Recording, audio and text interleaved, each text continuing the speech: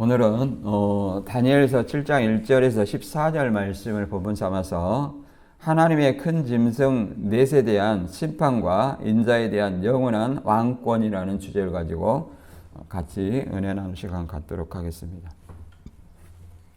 본문은 이제 다니엘의 환상으로 인해서 큰 짐승 넷이 이제 바다에서 올라오는 어떤 모습이고, 그 다음에 인자 앞에 인자가 책을 펼쳐서 심판하는 내용과 인자의 나타남, 그 다음에 통치, 영원한 통치에 대해서 설명하고 있는 내용입니다. 이제 본문은 우리가 잠깐 6장의 내용은 우리가 잘 알다시피 5장이 이제 벨사살이 교만하고 성전 기물과 우상 숭배하여 이제 결국은 벽에서 튀어나온 어떤 글자로 인해서 완전히 잔칫날에 이제 죽은 것이죠. 그래서 벨사살이 이제 바벨론의 멸망한 구체적인 마지막 왕이 되었죠. 그래서 벨사살의 아버지는 이제 본문에는 느부갓네살처럼 되어 있지만 사실은 나보니두스입니다. 그래서 다니엘을 셋째 치리자라고 얘기하는 것은 본인 아버지, 나보니두스 아버지, 그 다음에 다니엘 이렇게 얘기하는 거예요. 셋째 치리자. 그래서 느부갓네살이 아버지가 아니고 나보니두스다. 그럼 왜 이제 벨사살이 이렇게 실제로 치리하느냐? 아버지의 이임을 받아서 대리 통치를 하고 있고, 그런 어떤 상황입니다. 그래서 이제 6장은 다리오 왕 때, 이제 메데와 바사 그 과도기 2년을 지나서 이제 바사 왕 페르시아 고레스가 이어받죠. 그런데 이제 그 전에 과도기에 메데와 페르시아 왕 다리오 왕 때 일입니다. 그래서 다니엘이 모함을 받아 사자굴에 던져졌으나 하나님의 도우심으로 구원받고 결국 하나님의 주권이 선포되는 내용을 담고 있습니다. 다리오 왕은 다니엘을 총리로 세우려 했으나 다른 고관들이 시기해서 왕이 다른 신에게 기도하는 것을 금지하는 조서를 만들었죠. 그래서 다니엘이 이 조서에도 불구하고 평소처럼 예루살렘을 향하여 하루 3번 기도하다가 고발당하고, 왕은 세운 어떤 법 때문에 다니엘을 굉장히 아꼈지만 사자굴에 던져 넣게 됩니다.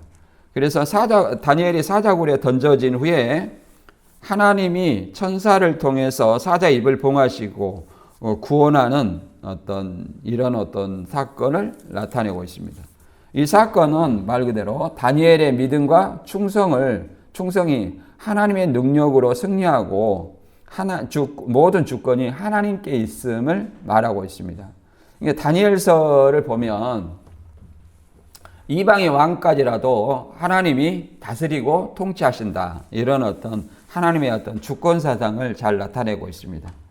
그래서 그 다음에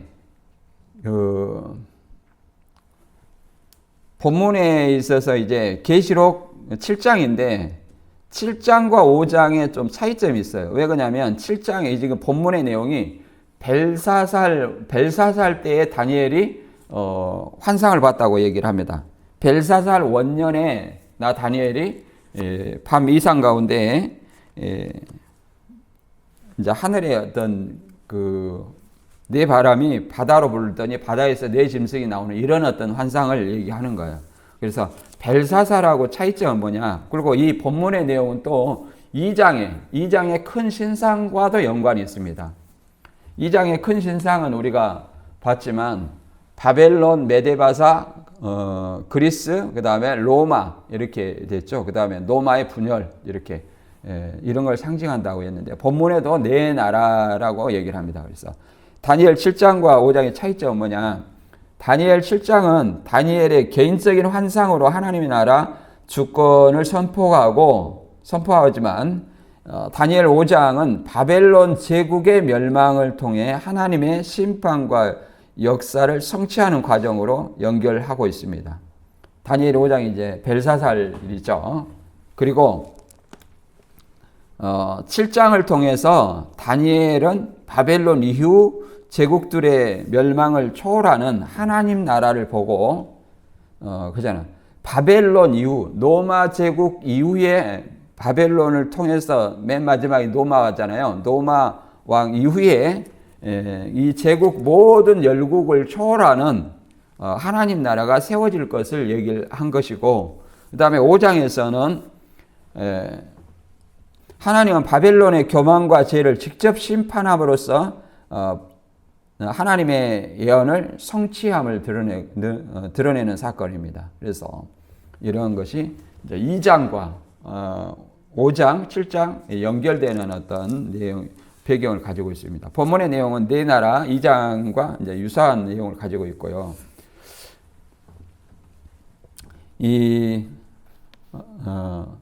다니엘은 1장 1절부터 14절까지 보면 밤에 환상을 보고 네 짐승이 바다에서 올라오는데 이것은 세상의 제국들의 흥망성쇠를 말하는 것입니다. 차근차근 이제 잡혀먹는 거잖아요. 정복당하는 것을 그렇게 표현을 했죠. 그 가운데 인자 같은 이가 하늘 구름을 타고 와서 옛적부터 항상 계신 자 앞에 나와 영원한 권세를 받는 장면이 나와 있습니다. 이것은 그리스도를 통한 영원한 통치를 예표하는 것을 예표하는 어떤 일입니다.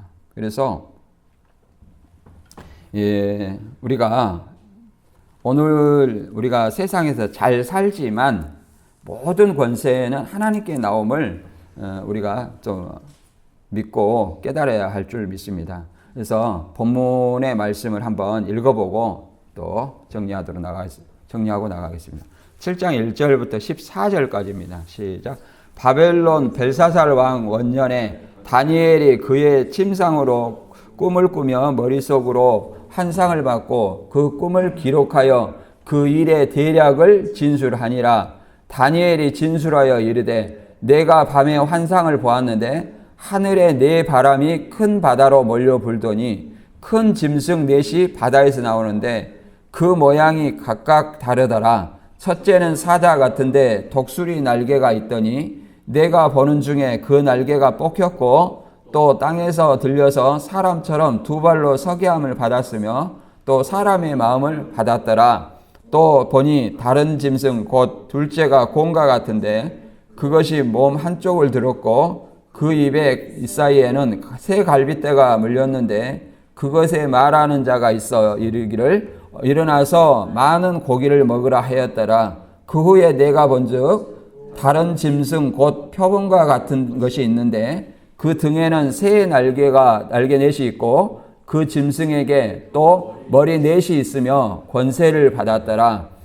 내가 밤 환상 가운데 그 다음에 본 넷째 짐승은 무섭고 놀라우며 또 매우 강하며 또 서로 새로 된 큰 이가 있어서 먹고 부서뜨리고 그 나머지를 발로 밟았으며 이 짐승은 전에 모든 짐승과 다르고 또 10뿔이 있더라. 내가 그 뿔을 유심히 보는 중에 다른 작은 뿔이 그 사이에 나더니 첫 번째 중에 셋이 그 앞에서 뿌리까지 뽑혔으며 이 작은 뿔에는 사람의 눈 같은 눈들이 있고 또 입이 있어 큰 말을 하였더라. 내가 보니 왕자가 놓이고 옛적부터 항상 계신 이가 자정하셨는데 그의 옷은 희기가 눈 같고 그의 머리털은 깨끗한 양의 털 같고 그의 보좌는 불꽃이요 그의 바퀴는 타오르는 불이며 불이 강처럼 흘러 그 앞에서 나오며 그를 섬기는 자는 천천히요 그 앞에서 모셔선 자는 만만이며 심판을 베푸는데 책들이 펴놓였더라. 그때 내가 작은 뿔이 말하는 큰 목소리로 말미암아 주목하여 보는 사이에 짐승이 죽임을 당하고 그의 시체가 상한 바 되어 타오르는 불에 던져졌으며 그 진알의 짐승들은 그의 권세를 빼앗겼으니 그 생명은 보존되어 정한 시까지 이르기를 기다리게 되었더라. 내가 또 밤 환상 중에 보니 인자 같은 이가 하늘 구름을 타고 와서 옛적부터 항상 계신 이에게 나와 그 앞에 인도되매 그에게 권세와 영광과 나라를 주고 모든 백성과 나라들과 다른 언어를 말하는 모든 자들이 그를 섬기게 하였으니 그의 권세는 소멸되지 아니하는 영원한 권세요 그의 나라는 멸망하지 아니할 것이라. 아멘. 예. 본문의 이제 내용을 이제 다시 한번 정리를 하면 1장부터 6장까지는 그렇잖아요. 우리 2장의 사건을 왜 다시 7장에 했느냐 이런 어떤 생각도 들 거예요. 그래서 이런 것들에 대해서 한번 생각을 해보면서 들어보겠습니다. 1장부터 6장까지는 다니엘의 생애의 주요 사건과 그에 관련된 계시를 묵시를 얘기하고 있습니다. 그리고 7장부터 12장까지는 다니엘의 전생에 걸쳐서 직접 받은 4대 묵시들을 다루고 있어요. 그래서 마지막 왕인 벨사살 원년부터 바벨론 마지막 왕인 벨사살 원년 553년이죠. 이 바사제국의 고레스 3년까지, 고레스 3년이면 536년입니다. 536년에 이제 바벨론 포로 귀환을 하죠. 이제 고레스가 조서를 통해서 유대인들을 귀환하라는 이제 조서가 내리는 겁니다. 이제 536년, 586년 이런 어떤 날짜 연도는 뭐 우리가 기본적으로 알아둬야 되는 중요한 연도죠. 묵시로 1차는 이제 본문에 받은 4개의 묵시는 7장에 네 짐승의 묵시가 있고 8장에 을레강변의 수단과 숫 염소의 묵시가 있고 9장에서는 이제 71회의 묵시가 있고 그 다음에 10장에서는 히데겔 강가의 여러 왕들의 묵시가 있습니다. 이렇게 돼 있고 그 다음에 본문에서는 벨사살의 아버지인 나보니두스는 BC 556년경 왕위에 올랐지만 이제 여기서 나보니두스가 나오지 않는 이유를 설명하는 거예요. 왕이 올랐지만 자신이 북부와 남부의 아라비아에서 정복전쟁을 벌이는 동안 바벨론의 군대와 왕권을 벨사살에게 위임했다 얘기합니다. 그래서 북부와 남부 아라비아에서 이제 정복전쟁 중이기 때문에 통치를 아들에게 위임을 했다. 이렇게 말할 수 있죠. 나보니두스가 실제로 통치자고 그 다음에 대리 통치가 벨사살이고 그 다음에 셋째 치리자라고 얘기하잖아요. 꿈에 가서 그래서 셋째 치리자가 이제 다니엘이라고 총리로 얘기를 하는 거잖아요. 즉위와 함께 위임했는지 여부는 확실하지 않다고 얘기합니다. 즉시 이렇게 위임했는지는 불확실하다. 그러나 북부와 남부의 아라비아에서 정복전쟁을 벌이기 위해서 벨사살 아들에게 위임을 했다. 그렇기 때문에 나보니두스가 나오지 않는다. 그리고 연대기 순에 따르면 4장 뒤에 바로 7장이 나옵니다. 왜 그러냐면 7장이 지금 벨사살 원년이잖아요. 그리고 5장은 벨사살 왕이 느부갓네살이 예루살렘 성전에서 가져온 어떤 기물로 인해서 우상 숭배하고 술 마시고 이렇게 교만해서 결국은 하나님에게 심판받는 어떤 장면이 나와 있잖아요. 그래서 4장 뒤에 7장에 다니엘의 꿈이 기록됐다. 이 순서. 그 다음에 6장은 6장의 사건, 사자굴 사건보다 약 11년 전에 7장의 환상이 기록됐어요. 이걸 다시 정리하면 순서대로 정리하면 어떻게 되냐? 4장 다음에 7장이에요. 4장 다음에 7장. 그 다음에 5장이에요. 4장 5장이 아니라 4장과 5장 사이에 7장이 들어있어요. 그 다음에 이제 6장 다음에 7장이 빠졌으니까 8장부터 이렇게 연결되죠. 4장, 7장, 5장, 6장, 8장 이렇게 이어지는 거죠. 순서가 연대기 순이에요. 이제 8장부터 12장까지는 쭉 이제 그대로 이어지고요. 근데 다니엘 7장은 본문의 핵심은 세상의 제국과 이제 하나님 나라의 영원한 통치에 대한 환상이 주어지는 장으로서 바벨론 포로기에 있던 다니엘은 이 환상을 통해 역사의 주관자이신 하나님 그리고 장차 오실 인자 같으니 곧 예수 그리스도에 대한 예언을 받게 됩니다. 본장은 인류 역사 속 제국의 흥망과 하나님의 영원 나라의 도래를 묘사하고 있습니다. 세상 권세와 하나님의 권세의 충돌과 또 완성을 보여주는 내용입니다. 7장을 네 부분으로 우리가 나눠보면 네 짐승의 환상이 7장 1절에서 8절입니다. 그 다음에 하나님의 심판이 7장 9절에서 14절까지입니다. 이제 본문의 내용이죠. 그 다음에 세 번째는 7장 15절에서 22절까지가 다니엘의 반응이고요. 그 다음에 7장 23절에서 28절이 이제 다니엘이 꿈을 해석하는 내용입니다. 그래서 이것을 연도수로 얘기하면 바벨론은 605년 BC 605년에서 539년까지 이제 사자를 상징하죠.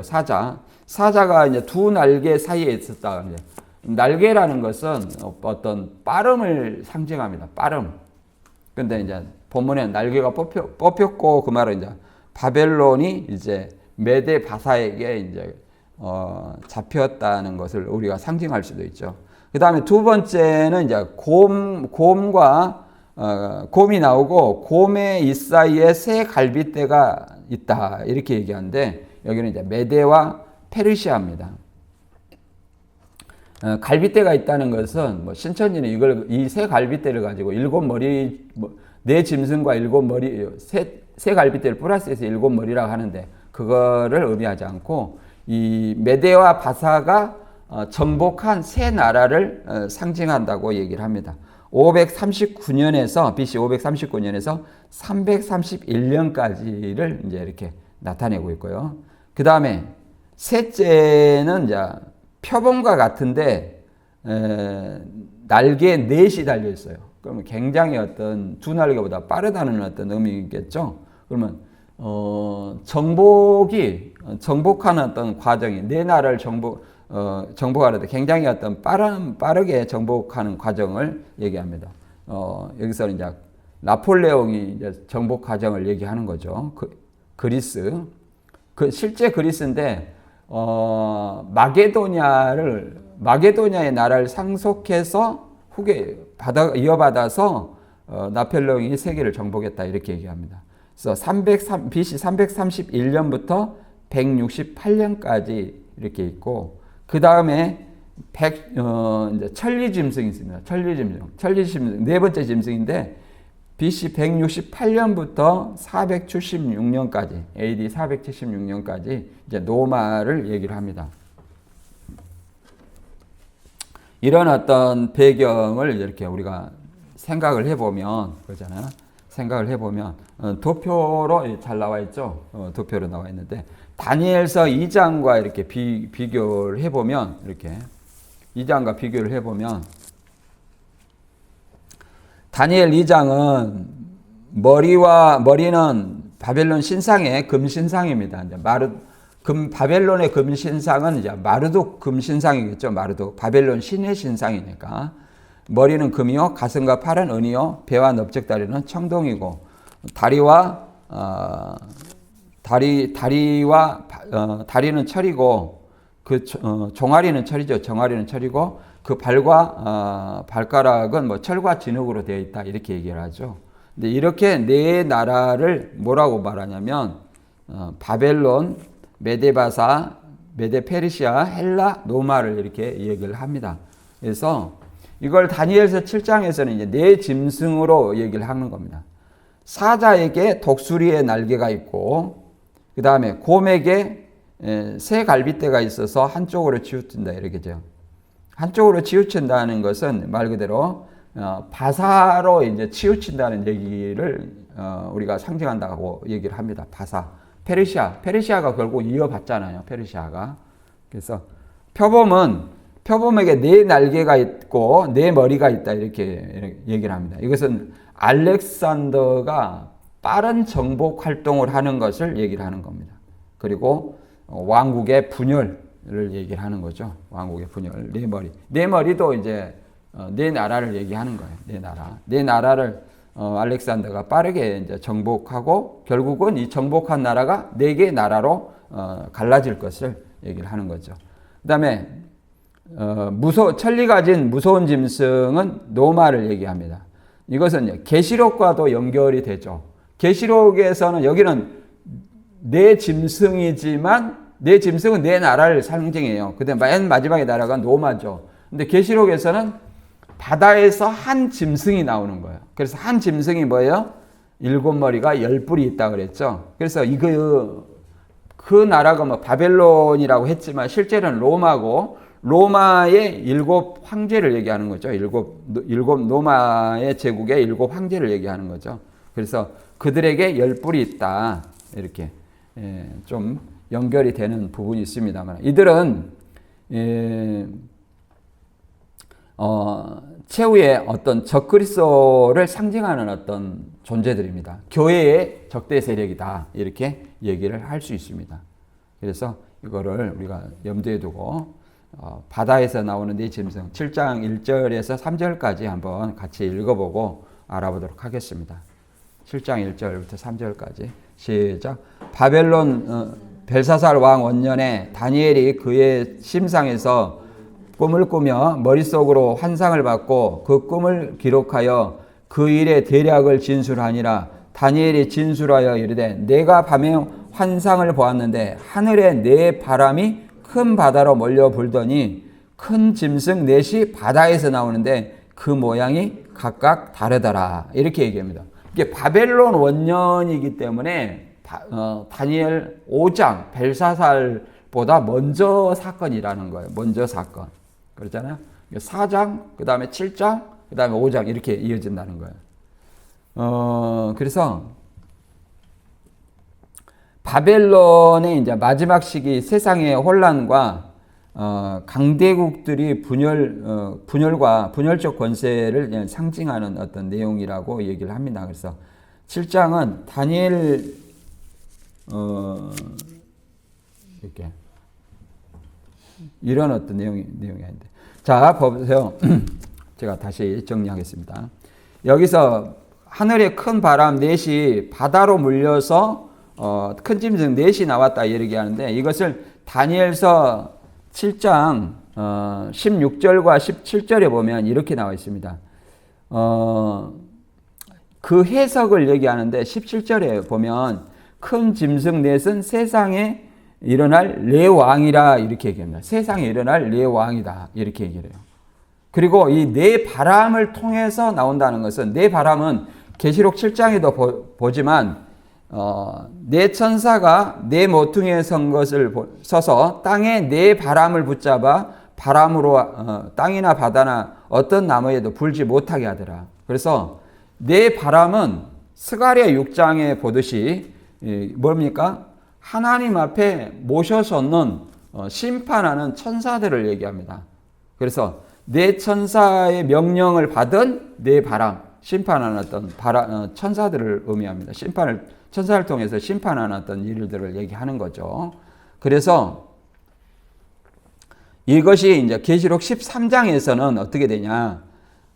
우리가 조금 전에도 얘기했듯이 내가 보니 바다에서 한 짐승이 나오는데 뿔이 어리고 머리가 7이라 이렇게 얘기합니다.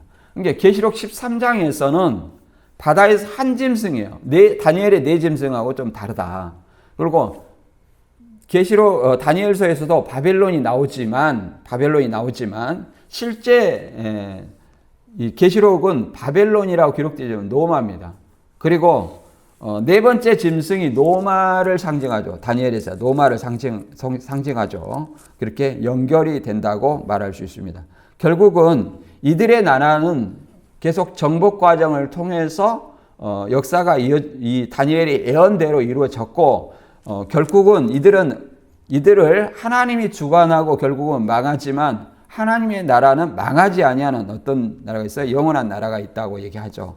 그리고 이 바다에서 나온다는 것은 이 바다를 주관하는 존재는 이사야 27장 1절에도 보면 바다의 용을 죽이시리라 이렇게 말한 것처럼 사단이 주관하는 세상을 바다라고 얘기합니다. 물론 다니엘서 7장 17절에도 큰 짐승이 일어났는데 세상에 일어날 내 왕이다. 그러니까 여기서 세상이라는 것은 말 그대로 사단이 주관하는 세상을 의미하는 겁니다.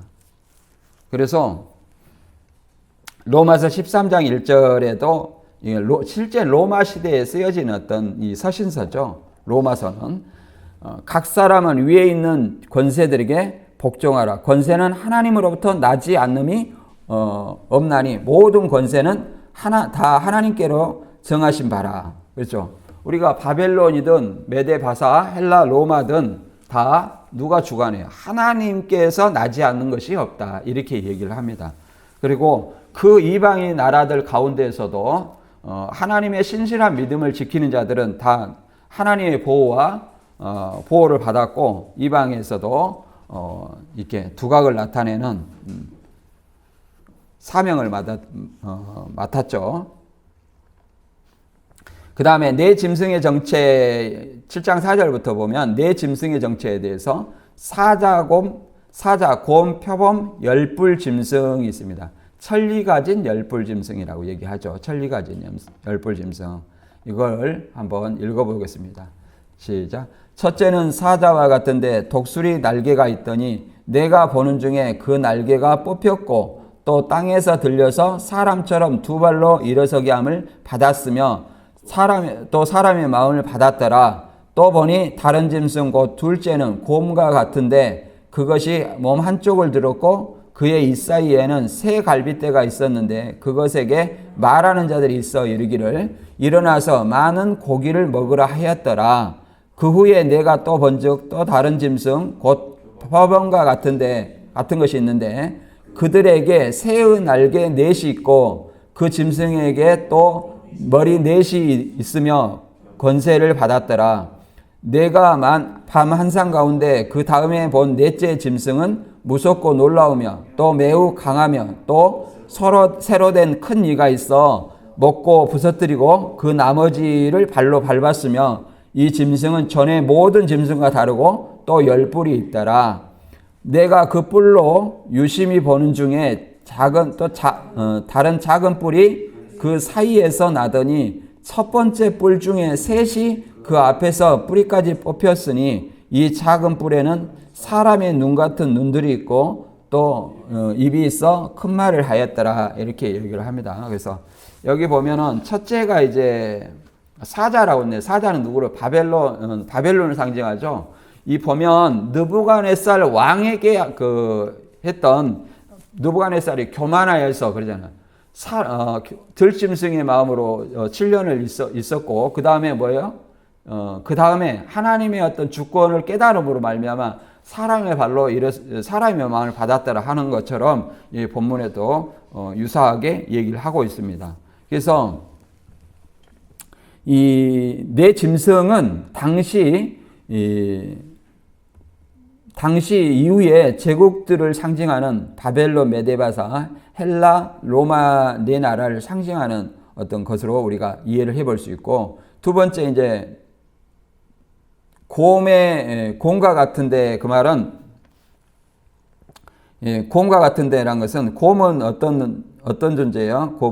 곰이 한쪽으로 치우쳤다고 얘기를 하잖아요. 한쪽으로 치우쳤다. 그러면 곰의 한쪽으로 치우쳤다는 것은 이 과도기적에 메데와 바사 다리오 왕이 맡았지만 결국은 누가 이 왕국이 결국은 페르시아 왕 고레스에게 넘어가는 것을 얘기를 하고 있습니다.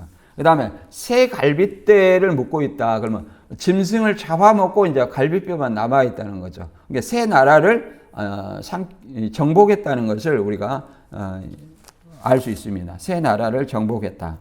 그래서 그리고 한쪽으로 치우쳤다는 것은 이제 바사의 우위를 얘기하는 거죠. 그 다음에 세 번째 짐승은 표범과 같고 4개의 날개와 4개의 머리를 가졌다.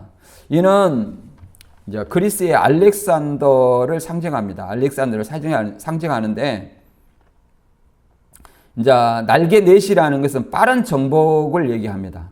빠른 정복. 그리고 머리 넷이 있다는 것은 왕국이 나중에 이제 4개로 갈라지는 것을 상징을 하죠. 4개로 갈라지는 것을 상징한다. 이렇게 말할 수 있습니다. 그 다음에 네 번째 짐승은 매우 무섭고 천리빨이 있는 노마를 상징합니다. 천리빨이 있고, 물론 그 앞에 제국을 무너뜨리는 그런 어떤 강력한 어떤 나라를 상징할 수도 있지만, 로마는 계시록에서 보지만 하나님의 백성을 박해하는 어떤 나라로 보고 있습니다.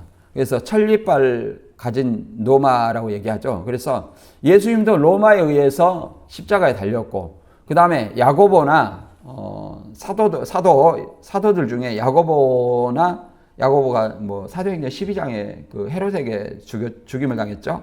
베드로, 바울 다 누구에게 죽었어요? 로마에게 죽었습니다. 로마.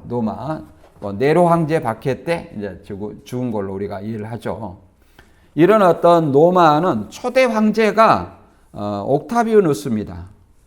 이 옥타비아누스가 일대 황제인데, 이 옥타비아누스를 원로원에서 가장 강력하고 가장 존귀한 분이라는 어떤 이름의 아우구스투스라는 이름으로 개명을 해줬어요. 그래서 옥타비아누스나 아우구스투스는 같은 초대 황제를 얘기합니다. 그리고 이 짐승에게 열 뿔이 가지고 있다. 그 중에 하나는 작은 뿔이 나와서 세 뿔을 제거했다는 것은 앞에 세 나라를 멸망을 시켰다는 것을 의미한다고 봅니다. 우리가 계시록 13장과 유사하지만 다르다는 것을 우리가 좀 알 수 있어요. 바다에서 올라오는 짐승이 등장하는데 한 짐승이라고 얘기했고, 다니엘 7장은 네 짐승이라고 얘기했지만, 똑같은 점은 이제 머리에 10뿔이 있다는 거예요. 10뿔. 여기도 이 한 짐승이 로마를 상징하는데, 로마의 7 황제를 상징하는데, 여기서도 네 번째 왕에게 뭐가 있어요? 10뿔이 있다. 곧 로마 황제에게 10뿔에 대한 어떤 권세가, 10뿔과 같은 권세가 있다. 이런 어떤 것은 동일한 것으로 볼 수 있죠. 그리고 17장에 이제 10뿔과 짐승에 대한 언급이 있죠. 17장에. 그리고 다니엘은 넷째 짐승의 이제 10뿔에 대한 예언과 연결됩니다.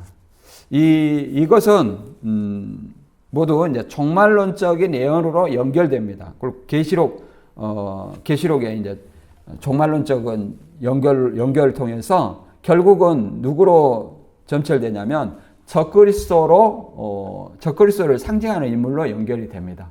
이 적그리스도는 예수 그리스도로 엄으로 말미암아, 그러잖아요. 예수 그리스도의 재림으로 말미암아 영원 나라가 세워질 것을 얘기를 하는 것입니다. 그래서 이제 다니엘 2장에 이제 우리가 큰 신상과 유사한 어떤 내용이고, 그 다음에 머리 넷이라는 것은 네 나라라 그랬죠. 네 나라. 네 나라라고 했는데, 이게 결국은 이 네 나라도 로마가 흡수하게 되는 겁니다. 네 나라도 흡수하게 되는데, 머리 넷에 대한 환상은 다니엘 8장에 보면 수점소에게 네 뿔이 있다는 것, 뿔도 그냥 왕으로 표현하잖아요. 왕으로 표현하는데 여기에도 네 뿔의 그 환상이 있습니다. 수점소의 네 뿔. 이것과 이제 병행하는 어떤 내용입니다. 그리고 알렉산더 대왕이 단행했던 정복 사업들을 통해 영토를 차지하는 네 장수가 네 나라로 이렇게 분열을 하게 되죠. 분열. 알렉산더 대왕이 이제 자기 나라가 결국은 네 장수에 의해서 사후에 이제 죽고 나서 네 장수가 네 나라로 이렇게 나누어 가지는 이런 것들을 상징한다고 말할 수 있습니다. 그래서 이런 어떤 본문의 말씀은 세상의 왕도 물론 하나님의 어떤 주권 아래 있지만, 이 세상의 왕은 이 정복하는 어떤 과정에서 이렇게 권세와 영광을 드러내지만 결국은 멸망한다는 거. 그러나 하나님의 허락 없이는 어떤 권세도 설 수가 없다. 따라서 하나님의 어떤 절대 권력을 바라보는 자가 하나님의 보호를 입는다는 것을 우리는 깨달아 할 수 있습니다. 다니엘서 7장 9절 이하를 보면 이제 옛적부터 항상 계신 이의 심판에 대해서 얘기를 하고 있습니다. 7장 9절 한번 읽어볼까요? 내가 보니 왕자가 놓이고 옛적부터 항상 계신 이가 자정하셨는데 그 옷은 희기가 눈 같고 그의 머리털은 깨끗한 양털 같고 그의 보좌는 불꽃이요 그의 바퀴는 타오르는 불이며 불이 방처럼 흘러 그 앞에서 나오며 그를 섬기는 자는 천천히요 그 앞에서 시위한 자는 만만이며 심판을 베푸는데 책들이 펴놓였더라 이렇게 얘기합니다. 이제 혹자는 이 다니엘서 9장 7장 9절에서 10절 말씀을 가지고 신약에 구름 타고 재림한다는 모습을 승천으로 묘사하기도 합니다. 그러나 이거는 어거지다. 어거지다. 항상 이거는 예수 그리스도를 상징하는 어떤 얘기고 예수 그리스도가 결국은 심판을 베푸는 어떤 사건을 묘사하고 있습니다. 그래서 이 계시록 20장에 보면 이제 마지막 심판 있죠. 백보자 심판. 백보자 심판은 말 그대로 그 20장 4절에 계시록 20장 4절에 보면 4절부터 6절까지 보면 맨 마지막 6절에 보면 나머지 죽은 자는 그 천년이 차기까지 살지 못하더라 이런 말이 있습니다. 그래서 나머지 죽은 자가 이 백보자 앞에서 심판을 받게 되는 어떤 사건을 설명하고 있습니다. 11절과 12절에 보면 백보자 천년 후에 백보자 심판이죠. 크고 흰 보좌와 그 위에 앉으신 자를 보니 땅과 하늘이 그 앞에 피하여 간데 없더라. 또 내가 보니 죽은 자들이 큰 자나 작은 자나 그 보좌 앞에 섰는데 책들이 펴 있고 다른 책에 펴졌으니 곧 생명책이라. 죽은 자들이 자기 행위를 따라 책들에 기록된 대로 심판을 받으니 그리고 생명책에 농명되지 아니한 자는 다 불못에 들어가더라. 이런 어떤 얘기를 하고 있습니다. 그래서 인자 같은 이가 하나님 보좌에 앉아서 심판하는 모습을 보여주고 있습니다. 그리고 이런 오늘날의 심판은 언제 심판이냐? 예수 그리스도께서 이제 재림으로 심판을 하시는 거죠. 우리가 사도행전 17장 30절과 31절에 보면 그죠? 알지 못하던 시대에는 하나님 허물치 아니한다 이렇게 말합니다. 그러나 정하신 사람으로 온 천하를 공의로 심판할 날을 작정했다. 그건 언제냐? 재림 때죠. 재림 때 이 심판할 수 있는 것은 그를 예수님을 죽은 자 가운데 달리 살리신 것, 십자가 부활을 통해서 모든 사람에게 믿을 만한 증거를 주었기 때문에 이 십자가 부활을 통해서 이 복음을 통해서 믿느냐 안 믿느냐를 통해서 마지막에 심판을 하고 생명책이 기록됐는지 안 됐는지 그 다음에 자기 행위를 따라서 이렇게 심판을 하겠다고 얘기를 합니다. 그리고 예수님의 재림을 어떤 사람들은 감람산에 온다. 세대주의는 감람산이라고 얘기하죠. 어떤 교주들은 자기한테 재림했다. 이렇게 얘기하지만 누가복음 21장 35절에서는 예수님은 온 지구촌의 모든 사람에게 임하고 히브리서 9장 28절의 말씀처럼 자기를 바라는 자들에게 두 번째 나타나신다는 거죠. 구원에 이르게 하기 위해서 자기를 바라는 자는 누구예요?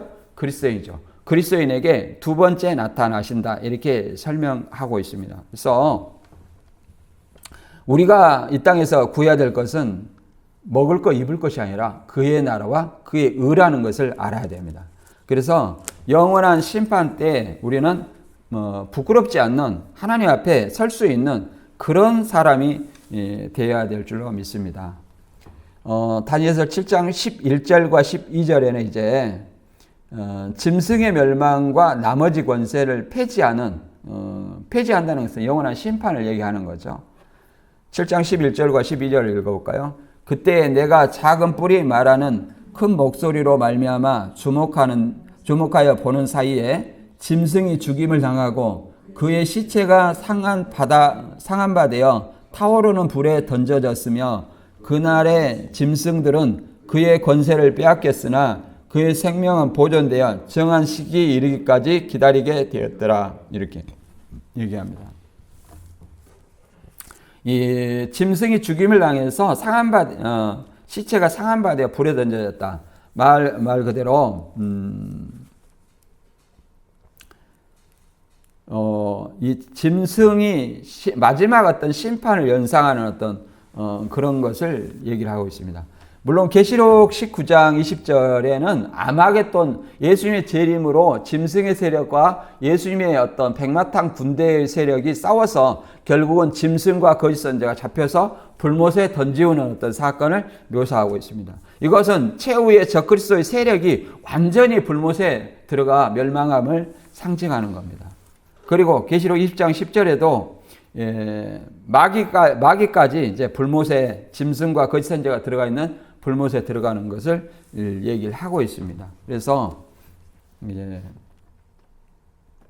우리가 결국은 재림 때에 완전히 이들을 소멸하고 영원한 하나님 나라를 세우신다는 것을 우리는 이해를 할 수 있습니다. 다니엘서 2장 44절에도 마찬가지로 뜨인 돌로 말미암아 영원한 나라를 세운다는 것은 재림 때를 우리가 연상해 볼 수 있습니다. 신상을 쳐고, 신상이라는 것은 모든 나라, 곧 예수님이 오시기 전에 하나님이나 예수님보다 더 사랑하는 것들이 결국은 우상이고 음행이라고 말할 수 있죠. 그들은 음행의 진노의 포도주로 말미암아 불심판을 받게 될 줄로 성경은 기록하고 있습니다. 다니엘서 2장 44절에 이 열왕의 때에 하늘의 하나님이 한 나라를 세우시리니 이것은 영원히 망하지도 아니할 것이요 그 국권이 다른 백성으로 돌아가지 아니할 것이요 도리어 이 모든 나라를 쳐서 멸하고 영원히 설 것이라. 그리스도 재림 때에 그렇잖아요. 하나님의 세운 나라는 이전에 있던 모든 나라, 처음 하늘과 처음 땅, 바다 완전히 심판하고서는 새하늘 새 땅의 영원한 나라를 상징한다고 말할 수 있을 것입니다. 그래서 예수님은 이미 승리한 왕입니다. 승리한 아내요. 그의 나라는 우리가 하나님 나라의 소속이며 그리스도의 나라의 소속이며 세상의 흐름이나 세상의 흐름도 물론 하나님의 주권 아래서 이루어져 가지만 우리는 그런 세상의 나라를 바라보지 아니하고 하나님의 영원한 나라를 봐야 될 줄로 믿습니다. 오늘 본문 다시 한번 정리하면 7장은 단지 무서운 짐승들의 환상이 아니라 장차 올 메시아와 하나님 나라의 확실한 도래를 보여주기 위한 소망의 메시지입니다. 세상의 왕국은 지나가지만 그렇잖아요. 정복을 통해서 먹고 먹히는 이런 어떤 것도 하나님의 섭리 안에서 있어져 왔고 또 지나가지만 하나님 나라는 예수님의 재림으로 세워진 하나님 나라는 결코 무너지지 아니하며 그 통치는 예수님의 통치는 영원하다 이렇게 얘기를 합니다. 그래서 진정 우리가 붙들어야 할 것은 세상의 것들이 아니라 오직 하늘 보좌에 앉으신 하나님과 다시 오실 그리스도입니다. 우리는 그분의 통치 아래 살아가야 됩니다. 따라서 오늘 우리의 마음을 지배하고 있는 권세가 무엇인지 우리는 생각을 해봐야 됩니다. 세상의 불안정한 짐승과 같은 권세냐 아니면 구름을 타고 오신 인자같은 이의 영원 나라인가? 지금 이 순간 우리는 누구의 통치를 받고 있는지 생각을 해봐야 됩니다.